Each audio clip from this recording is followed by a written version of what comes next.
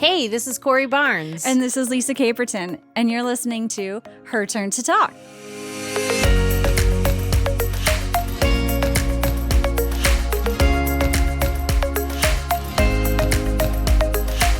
I'm excited to talk to Tracy today. So Tracy is our friend for our listeners, and we're going to have a COVID catch-up. I don't know, check-in. But Tracy is in Argentina, and so we get to learn all about what lockdown has been like for her there. And from what I understand, it's quite different. I'm very excited to listen to her. I'm very excited to learn about it too. I had a COVID dream the other night, but it was like a terrible nightmare. It was one of those nightmares, that you wake up and then you go back to sleep and it continues on. Ooh, but I was telling Danny, and it involves spiders. Uh-oh. And cockroaches and scorpions. For some reason, we were at a house that we had to live in. And every time you turned off the lights, spiders would come out, and they were everywhere. Teeny tiny spiders, medium spiders, large spiders, but they were all over the walls, everywhere. And I kept telling Dan, we can't stay here. We can't stay here.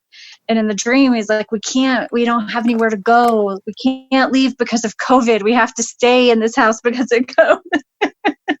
And it was then there was these cobwebs with giant cockroaches and scorpion corpses that were dead that the spiders had eaten. Thank you. But I kept waking up. I even woke up and walked around my house. I was fully You did? awake. I was fully awake. Yeah. I had to, I went downstairs and got a drink. I got some water and stuff, and I went back to bed, and it's still happened again. I was like, oh my God. I don't have nightmares very often. Do you? Not very often. Every once in a while. But it's usually triggered. Did you watch something? It's typically triggered by something that I watched. Well, no, it wasn't that. But we had a couple spiders in the house, so I'm the spider catcher of our household, because Danny will just automatically kill them, and me and Ryan don't like them to be killed. We like them to be caught, and then we put them outside.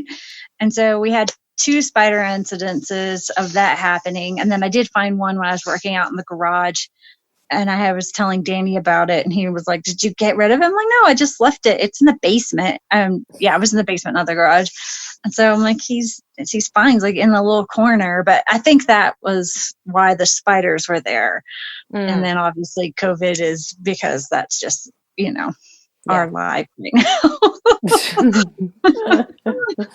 Yeah. Well, I hope that doesn't reoccur. I hope not either. Yeah, I don't know. I don't care. We had summer's over. The kids had the last day of school, and they were like, this is so anticlimactic. So we did go and get snow cones at Punch Buggy yesterday. That was the excitement for the day. Do they have the Lehigh powder? Yeah. Oh, they didn't have it when I went. No, I don't know. No, they've had it before. I didn't actually get it yesterday. I don't know. It's my favorite. Were they out of it or something? I was there within the first couple hours that they reopened, because I was like, I need Punch Buggy. And they're like, we are waiting for it to come in. So I got to go back over there and get. They're really good. Oh, it's so good.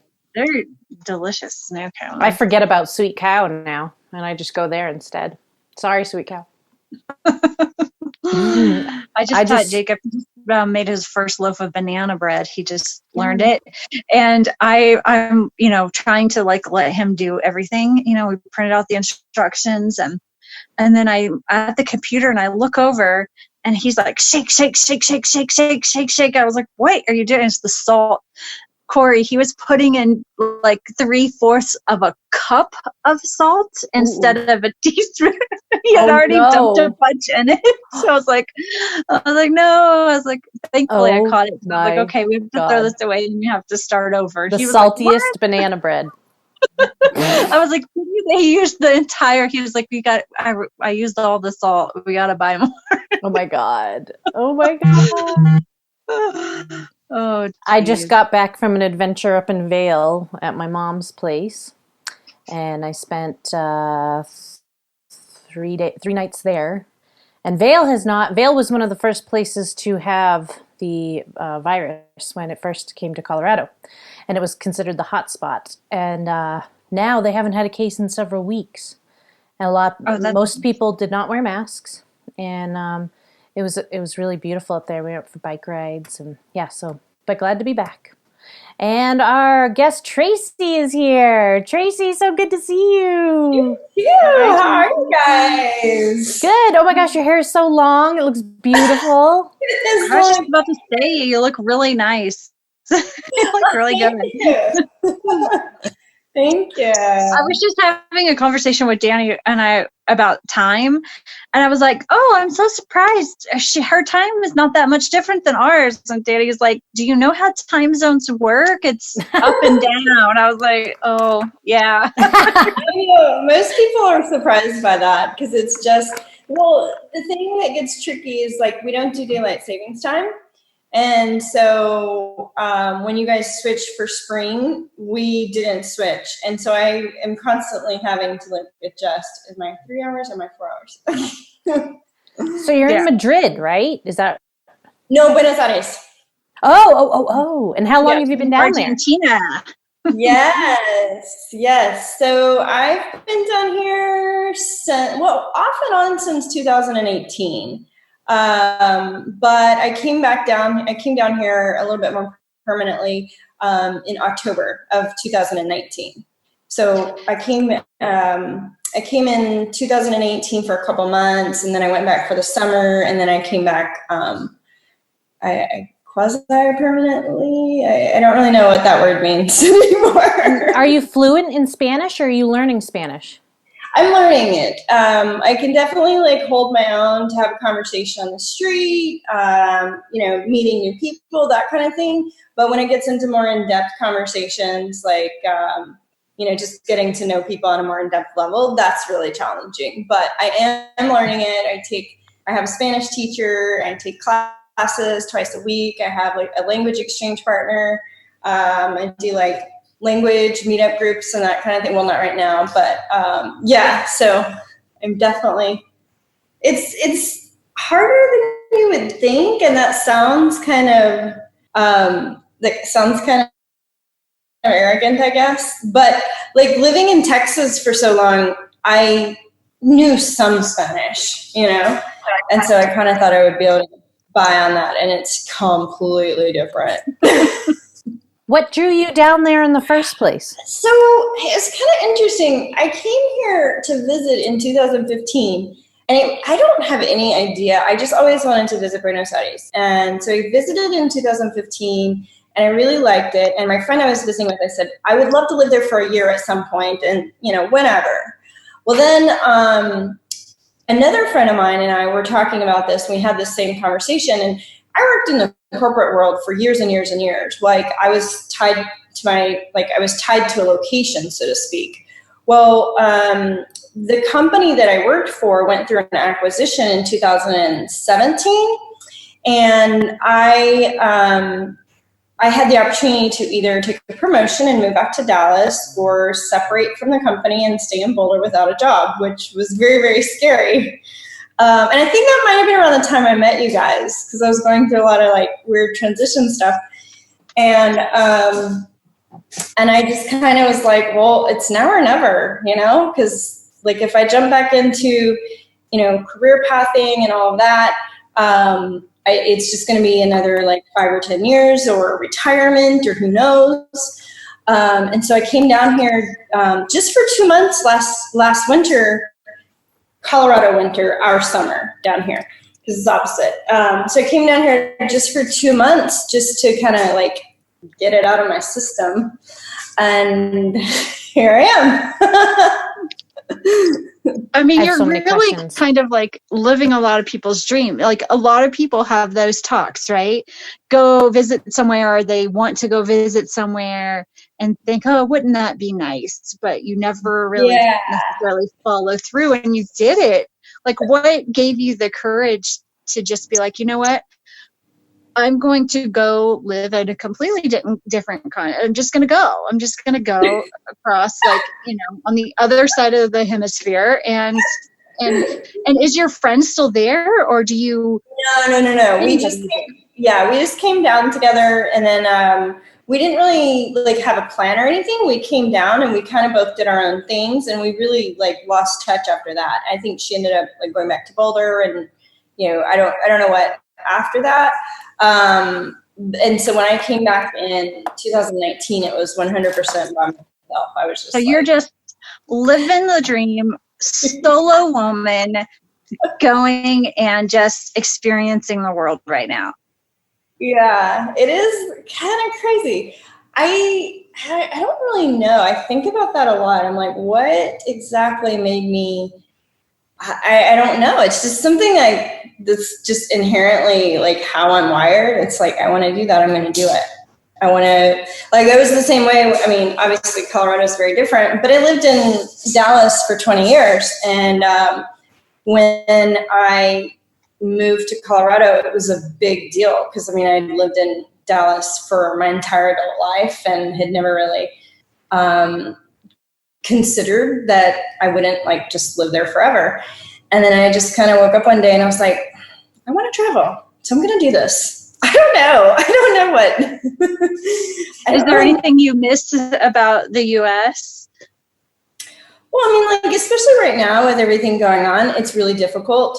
I mean, obviously, yes, like it is living out my dreams for sure.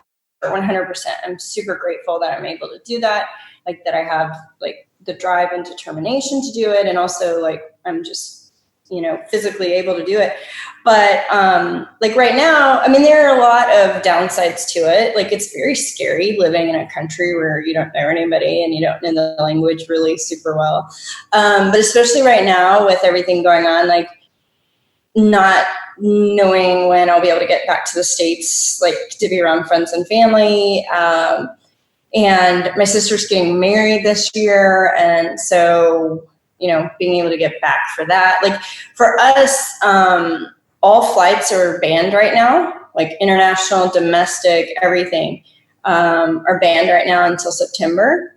So, I mean, as far as missing though, I mean, more inconveniences. Like there are a lot of things that we kind of take for granted, like just super basic things. Is water an issue? So it kind of depends on where you are. Like consistent hot water is definitely a challenge. That's been a challenge for me in several places where I've lived. Like the place where I live right now, I have hot water for 3 minutes. So like I have to take super fast showers, and it's like, it's like hair or legs today. Which one? So like super like simple things that you just don't really think about. Like in the summer, we'll get blackouts because of the heat, and we're like just the power goes out completely. I have had several challenges with just basic utilities, like my power going out here, and the electrician can't come until, Wednesday and it's Monday, or, things like that. Just modern conveniences, I would say I miss.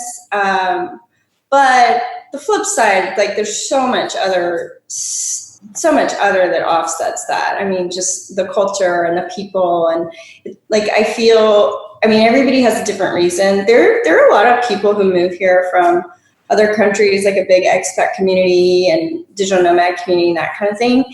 And everyone comes for different reasons, but the thing I hear the most consistently from everyone, and one of the things that brought me here, is just the people. I mean, the people are just incredibly kind and warm and welcoming, and they're like, especially right now going through this whole crisis that everyone's dealing with. Like I've had people that I've met one time who will reach out to me and be like to check on me. Are you okay? Do you need anything? I'm like, who are you again? And are you in an Airbnb or an apartment yourself? An apartment, yeah. I just rented an apartment. Mm-hmm. Yeah. Sorry, Lisa. Did you find a job there, or are you doing something remotely? So the job I was doing was remote. I was doing project management remotely. Unfortunately, the company that I worked for, they had let several people go with COVID. So my job was impacted by that. But there's a lot. There's a lot out there right now. So I'm optimistic and I'm not too worried about it. I mean, so many people are in the same boat, you know?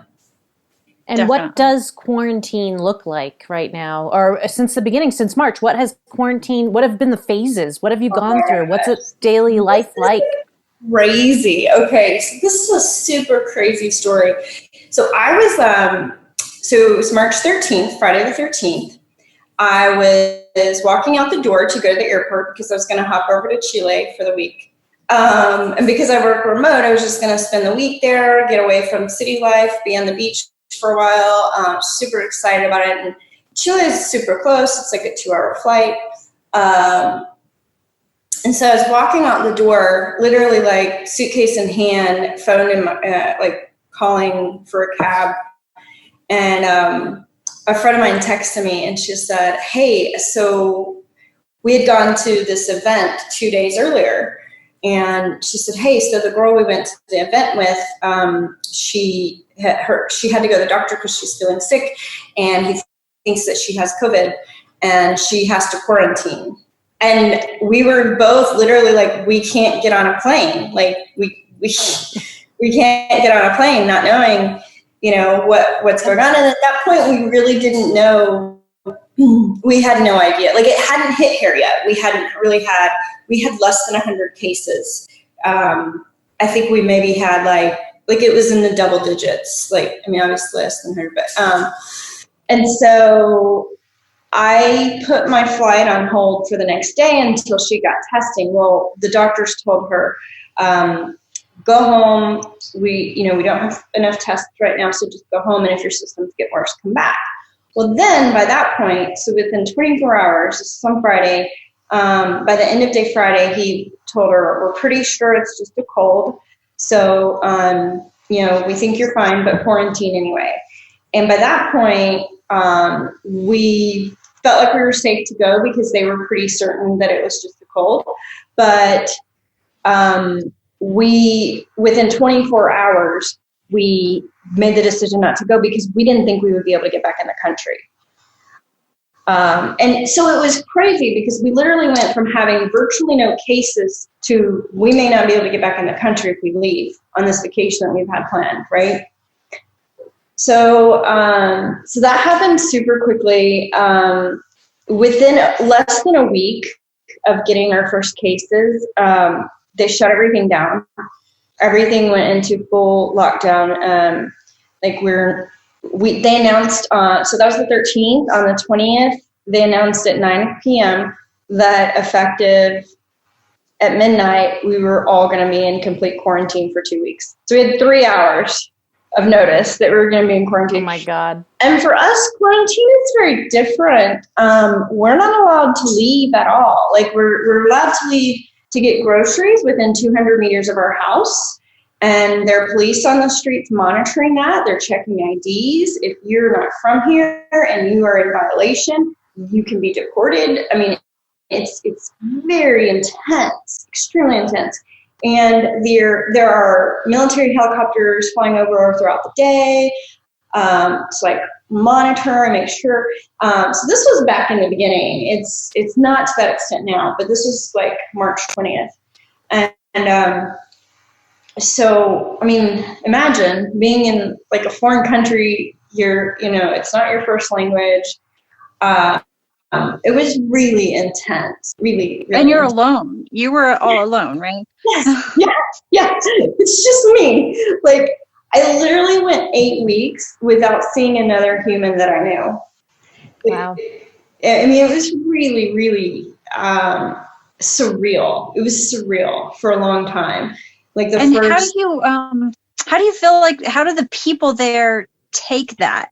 Because you imagine that happening here. Obviously, you have people flying off the handle about their rights because they're asked to wear a mask at the store. Like, I can't imagine people being told they can only go 200 meters from their home and having helicopters flying, like all hell would break loose. Well, not only that, it's like 200 meters from your home, like once a week. Like you can only go out for essentials, and it's like they're extremely strict in enforcing it. Like within 24 hours, they had deported, I think it was something like 270 Westerners from. Oh my God.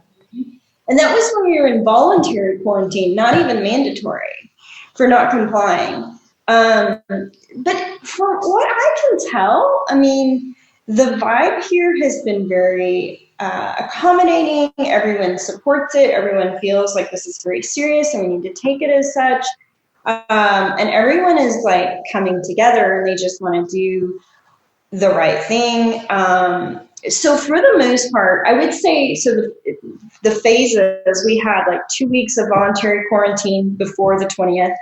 And during that quarantine period, even then people were complying, but not everyone. And then once we went into mandatory quarantine, I would say like the first 6 weeks, everyone was very, they were complying. They were collaborative. Everyone just wanted to, you know, stay indoors and do the right thing. And people were coming out of the woodwork offering free services. Like there was a teacher, he's a music teacher at one of the schools here, and he was just giving, you know, free music lessons to help people kind of have something to do and things like that. I would say, so up until about week 6 or 8, between week 6 and 8, people are starting to get a little bit like stir crazy, but understandably. I mean, like we literally haven't been able to leave our homes.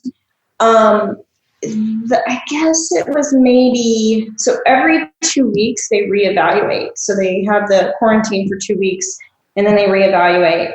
But it's gotten to the point where we're all kind of like, well, we don't expect it to lift anytime soon.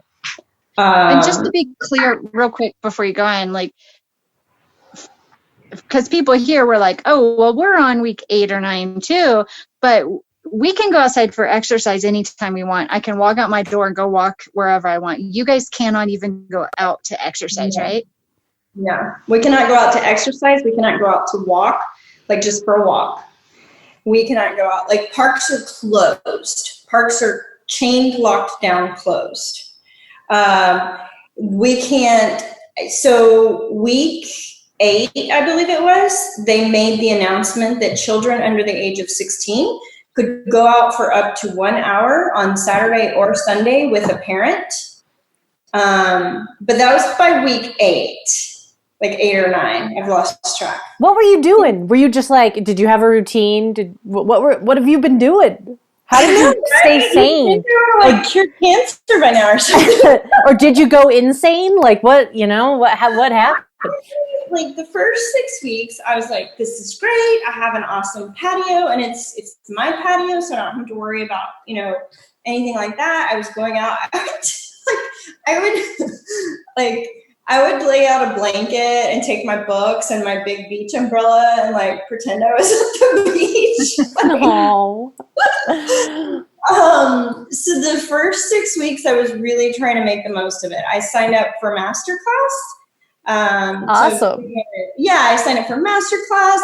Fender had like a free guitar lessons, and I had a guitar I'd been wanting to learn anyway. So like I got really into all this stuff. I was having like Zoom sessions with friends that I hadn't talked to in years.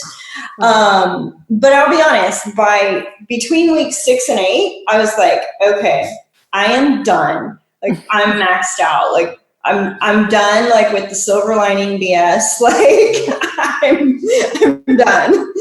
And so for like 2 weeks in there, I just was like, Netflix. But then I feel like I kind of needed that. And then I kind of got back into routine and all that. And I have a friend here. We do like workout sessions because like it's really hard to talk to people back home because they just don't really get it. And sometimes you may be having an off day. Sometimes you may be having an off, like, maybe you aren't really up to working out right now, but you can work out in an hour, whatever. And so I have a friend here. We're really on the same page as far as that goes. And it's good. Like, I mean, having kind of the people here who are in the same boat and really get it, has been really, really critical. Like they're your lifeline because, you know, even talking to people back home, they're like, oh yeah, we're in quarantine too. We're out in the woods today and we hiked for 10 miles. And I was just like, I want to kill you. Like, no. And it's not like, it's just, you know, it's just hard, you know, it's hard. So yeah, as far as what it looks like for us, it's super intense. It's super regimented. It's super strict. Are you guys still doing that right now? Are you still are in the same place? So they just started slowly opening things up within the past week and a half-ish, like within the past week. And our numbers have spiked. And so they just released an article that said that we're probably going to be pulling things back in. But when I say they've loosened things up, we still aren't allowed to go outside for exercise. Still aren't allowed to go outside and run and walk and all that. We're allowed to go out for essentials, and stores are able to open that sell more than just groceries. So for example, if you wanted to go to like, I don't know, what's a good example of something? I can't think of anything, but like coffee shops are starting to open where they'll have like a bar where you can come up and order like takeaway from the window, but you can't go in. So if you're out like buying your groceries or something, you could swing by there and get that and take it home with you. But no restaurants are open. You're still not allowed to go outside for a walk. You're still not allowed to go out for exercise. You're able to go out and get your groceries and your essentials 2 to 3 times a week versus once a week. And, you know, if you happen to take the long way home, you might not get your ID checked as easily as you would have like in the first 8 weeks. So it's so crazy. I just can't imagine. Like, did you have your ID checked while you were out ever? No, but to be honest with you, as a foreigner, I mean, like, for one thing, my Spanish is, number one, if you are stopped by the police and, you know, like there's questions and whatever. I mean, I don't know about you guys, but I don't like to be stopped by the police in a place where I do know the language, let alone in a place where I don't know the language and I have to defend myself and all this. So I would literally, if I saw police, I would like take a left and go the other way. No, I don't blame you. Yeah. It's too risky, and especially when you think like you could be deported. Like that's, yeah, it's very different and very, very surreal. It's very surreal. And but y'all's numbers are still very low. Like, yeah. I mean, you have like maybe 10,000 cases or something crazy like that? I haven't checked in the last 2 days, but as of Wednesday, it was like 7,000, like 7,500 maybe. Yeah. And there's a lot of, you know, of course it's like anywhere else. There's a lot of opinions on that. It's low because we've done like this great job of quarantining. It's low because we shut down early. It's low because we're not doing as much testing as we should do. And I think there are parts of truth in all of that. We did shut down very early, very aggressively, very strict, very much on lockdown. And I do think that has to do with our low numbers. But I do think that we're starting to see a spike because we're starting to see more testing than we've had in the past. So yeah. And in your opinion, like, do you feel like you're happy where you are and with that level that's being done there? Or do you feel like it's overkill? Or do you feel like, you know, us Americans are being crazy or we're doing things right? Like, what do you feel like being an American on the outside looking in? So I had to like check out of the news for everything coming out of the States because I didn't feel like they were taking it seriously at all.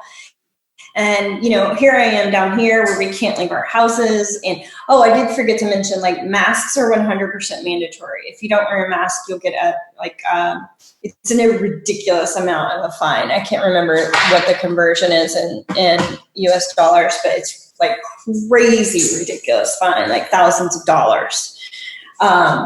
So yeah, being exposed to that and seeing like the collaboration from here and how everyone's kind of pulling together and they're united, and then seeing what's going on in the States is it's alarming for me. And especially, I mean, everyone I know and love is back in the States. My family's there. My friends are there. My friend family's there.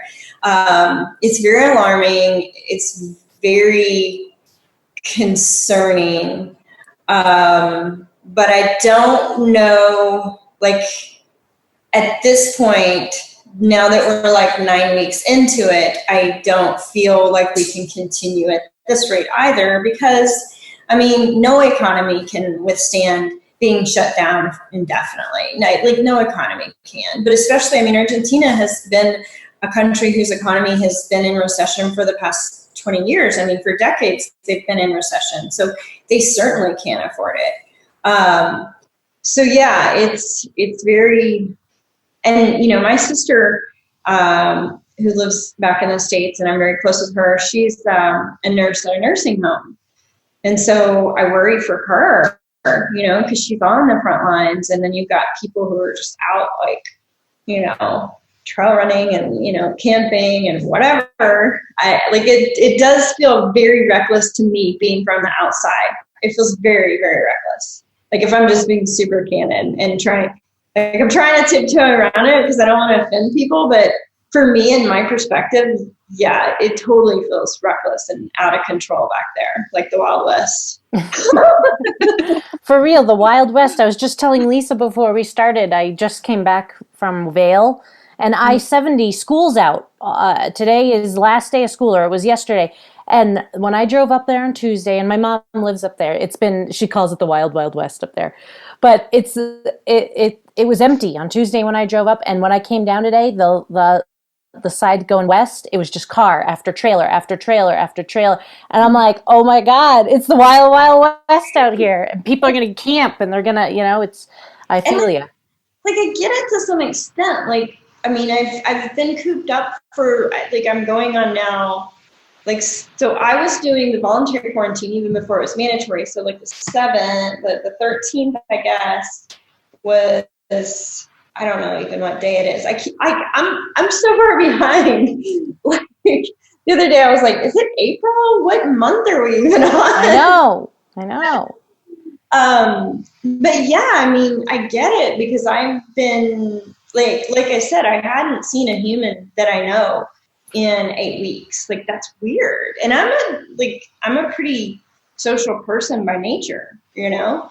And so if you told me that I could go out right now, I would probably be like, I mean, everyone's like, woo, spring break kind of vibe, you know? Well, yeah, everyone's got their own opinions and doing their own thing, and nobody's wrong. Nobody, you know, it's like, I was talking to someone on the phone, and I'm like, I totally understand that opinion.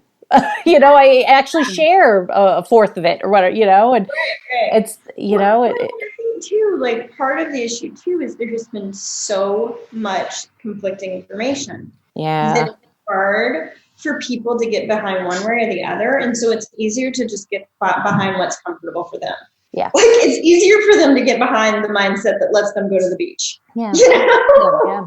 Totally. I just left. I mean, our household, and thankfully, you know, I have my family, so at least I have people, but excuse me, we've been pretty locked out. Like, we don't go to the grocery store. We order online, and then we do a pickup where they just bring it to your car. So I have, and actually we get out for walks. So that's different. Like, at least we can get that fresh air. We walk like in our neighborhood. But the other day, like, I told the boys, like, we went on a drive, and I was like, let's go find somewhere where we can just try to get some space alone. We took a blanket and some cards to have a picnic, because, you know, it's so hard for the kids too. Like, they can't see their friends and play. And so I was like, let's just get out of this house, and like, let's look at something besides our neighborhood, you know, because it's the same way it's been since March 13th for us too.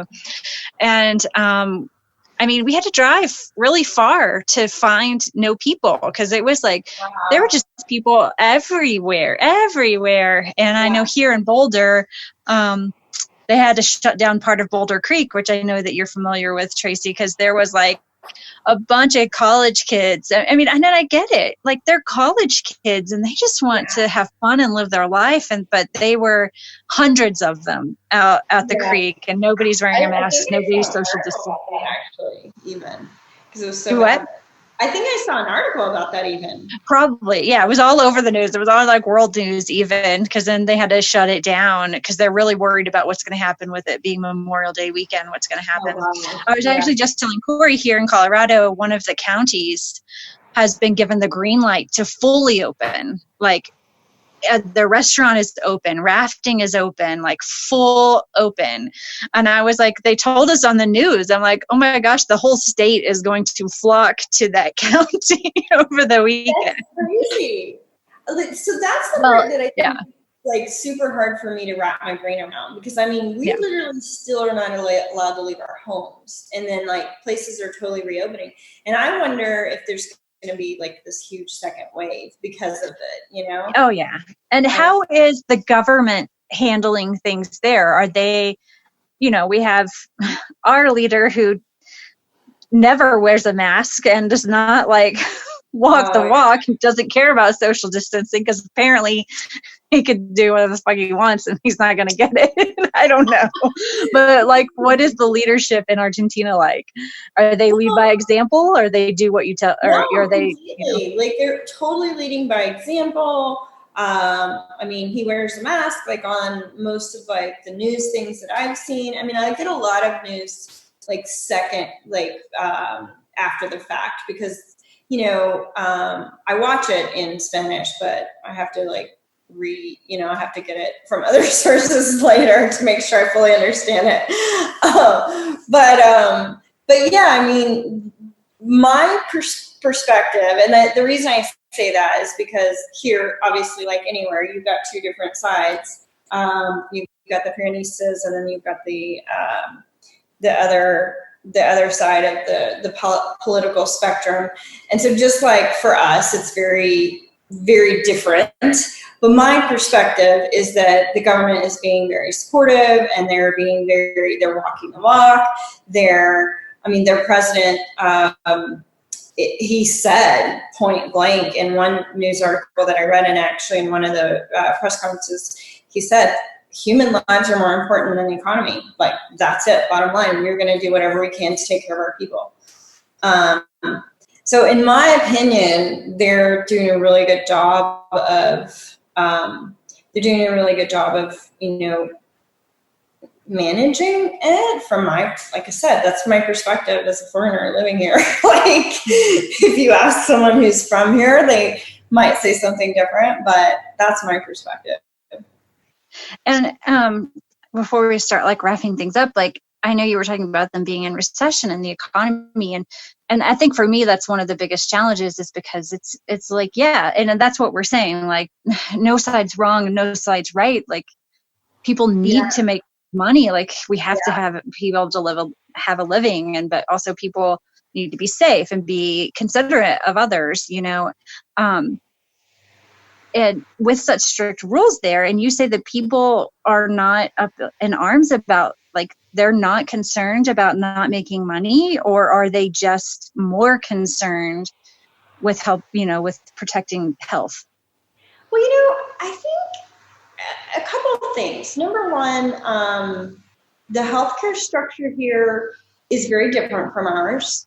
The culture is very different. Like, it's very much a culture, a family-oriented culture. It's very much a culture that embraces their elder population and takes care of their elder population.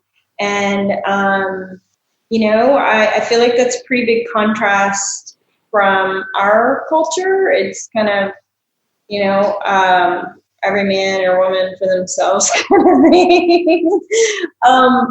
But the culture here is like, we actually do care if our 90-year-old grandmother gets sick. And, you know, so that's part of it. The other part of it is too, yes, everyone's worried, and everyone's worried about the economy for sure, but they're more worried about human lives.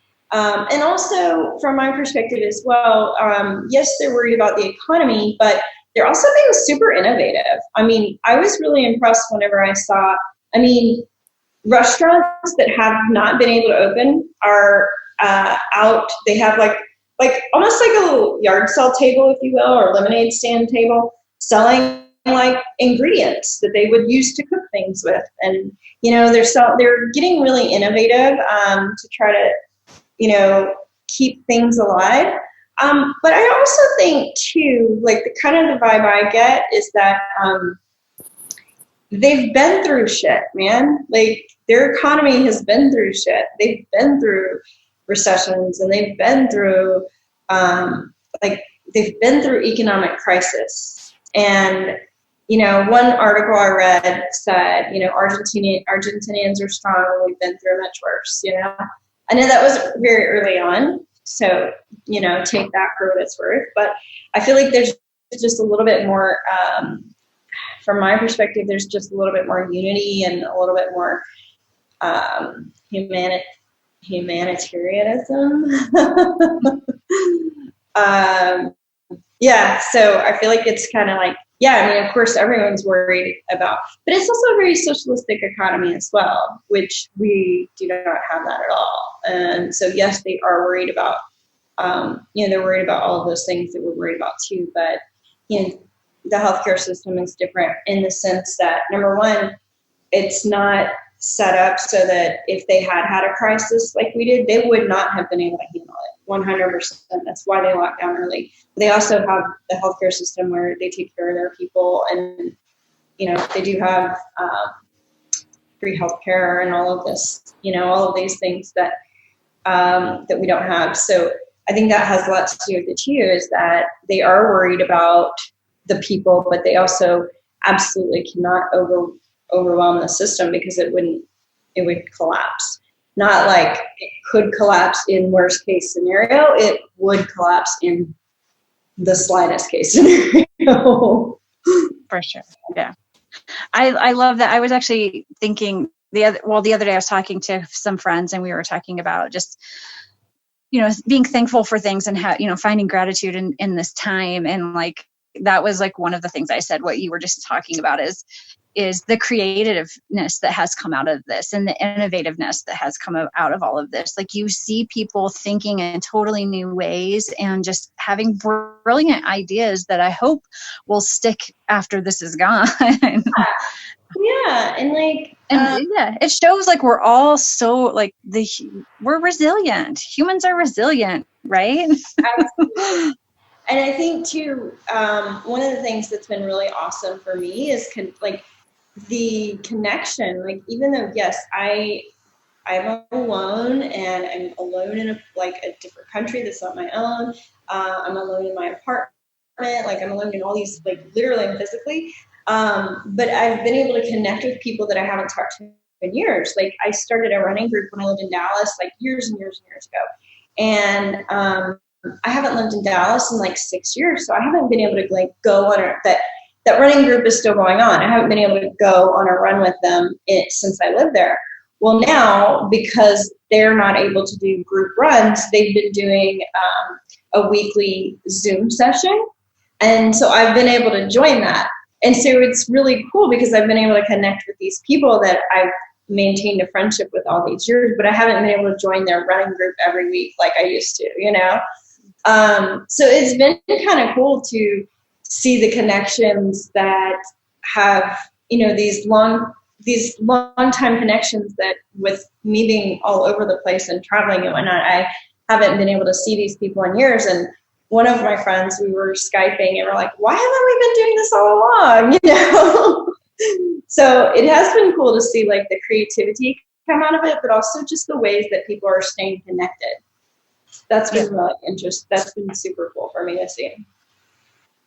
Would you, if you could, come home today and they said, we'll get you a plane, you'll be by yourself, you'll be safe, would you come home or would you stay?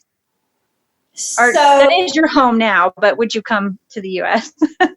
Yeah, so this is such a hard question. The one reason I would come home is for my sister's wedding. When is your sister's wedding? We don't know. So it was supposed to be April 11th. No. April 11th. Yeah. And so now she's kind of waiting to see when our flight ban lifts to reschedule it. But we're hoping it will be in the fall, in the Northern Hemisphere fall. We're hoping. But to be honest with you, if it weren't for that, no, I would just wait it out here. I mean, we're all in our little bubbles, protected. I would wait it out and wait till things lift and then go on about my merry life. Can keep learning Spanish and salsa dancing, and I would be fine. But no, I can't. There's no way I can miss my sister's wedding. I wouldn't want to, and so.